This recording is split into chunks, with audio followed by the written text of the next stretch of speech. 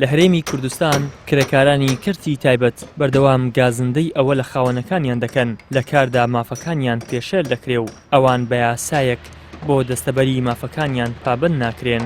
تایبەت بە ڕێنمایی کرێکارانی کەرتی تایبەت لە هەرێمی کوردستان تا ئێستاش کار بە یاسایەک دەکرێت کە لە ساڵی 1970 دەرچووە و ساڵی 2012 هەمواری چەند مادەیەکی کراوە. لە ئێستاشدا وەزارەتی کار و کاروباری کۆمەڵایەتی لە ڕێگەی وەرکشۆپەوە دەیەوێت پێداچوونەوە بۆ ئەو یاسایانە بکات. بریکاری وەزارەتیش دەڵێت یاسای بیمەی کرێکارانی کەرتی تایبەت کەم و کوڕی هەیە و پێویستە ڕێک بخرێتەوە بە جۆرێک لەگەڵ دەستوری عێراق یەکانگیر بێت. هەرێمی کوردستان یاسای خۆی هەبێت کە لەگەڵ تایبەتمەندیەکانی کۆمەلگای کوردستاندا بگونجێ. ئەم یاسایە کە هەیە ئێستا یاسایەکی باشە، بەڵام لەگەڵ ئەوەشدا هەندێک کەلێن هەن کە پێویستە پێداچوونەوەی بکرێ و یاسایەکی تایبەتمان هەبێ. ئەم یاسایە پرۆژە یاسایە، لەگەڵ عێراقیش پرۆژە یاسایەکی هەیە، ئینسجامێک هەیە مابینی هەردووکیاندا، چونکە ئێمە ئەگە کرێکارمان هەبێ لێرە لەوێش کرێکار هەیە و هەندێک جار هەماهەنگیمان هەیە لەگەڵ یەکتری بۆ جێبەجێکردنی ئەم یاسایەش، بۆیە ئینسجامێک هەیە و نابێ ئەم یاسایە لەگەڵ دەستوری عێراقی تەزاڕۆبێ هەبێ و ئێمە وەکو پرۆژەی یاسایەکی کاریشمان لەبەر دەستدایە، ئیشمان لەسەر کردووە. بەپێی چەند ڕێنمایی و ڕێکارێک هەر کرێکارێک لەلایەن خاوەنەکانیانەوە بچەوسێنرێتەوە یاخود مافیان پێشێل بکرێت، دەتوانرێت لە ڕێگەی هێڵی گرمەوە سکاڵا بگەێنرێتە وەزارەتی کار و داوای مافی خۆیان بکەن.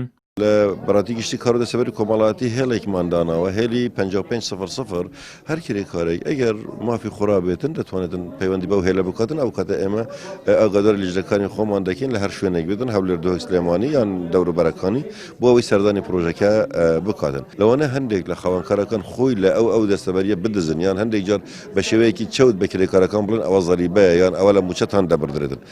لە دەستەبەری کۆمەڵایەتی 5% لە موچەی کرێکار دەبردن، 12% خاوەنکارەکە دێت دەبێتە 7%. ئەو 7% مانگانە دەخرێتە سندوقێک پێڵەن سندوقی دەستەبەری کۆمەڵایەتی، وەکو کەردی گشتی وایە بزەبت. کەردی گشتیش هەر هەمان شێوازە. لێرە هەر کاتێک کرێکاری دەسەبەرکراوە تووشی پێکانی کار ببێتن، ئەو کاتە مافی ئەو لەسەر حکوومەت ئەوەیە هەموو ڕێکارە یاسایەکان بۆ بیرێتەوە بۆ ئەوەی بیپارێزن. ئەمە ڕۆکشەپە بۆ پێداچوونێ بۆ یاسایی کە هەیە بەنیاز وایە پرۆژەیەکی یاسایی نوێ گەڵاڵە بکرێ.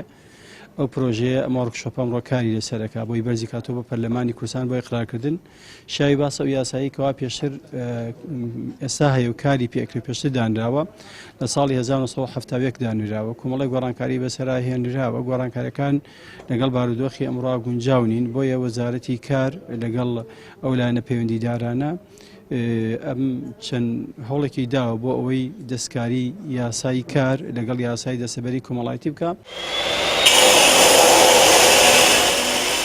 تا ئێستا لە هەرێمی کوردستان کرێکارانی کەرتی تایبەت لە ژینگەی کارەکانیاندا هەست بە دڵنیایی ناکەن، لە ڕوویەکەوە مەترسیان هەیە هەندێک لە خاوەنکارەکان ستەمیان لێ بکەن و مافیان نەدەنێ. لەلایەکی دیکەشەوە لە ئایندەی خۆیان دوودڵن بە جۆرێک لە حاڵی لە دەستدانی کارەکانیاندا هیچ گرنتی و دەستەبەریەک بۆ ژیانیان نییە و ڕوبەڕووی بێکاری و زیاتر سەختبوونی گوزەرانیان دەبنەوە. ئیدریس محەممەد، کەناڵی ئاسمانی پەیام، هەولێر.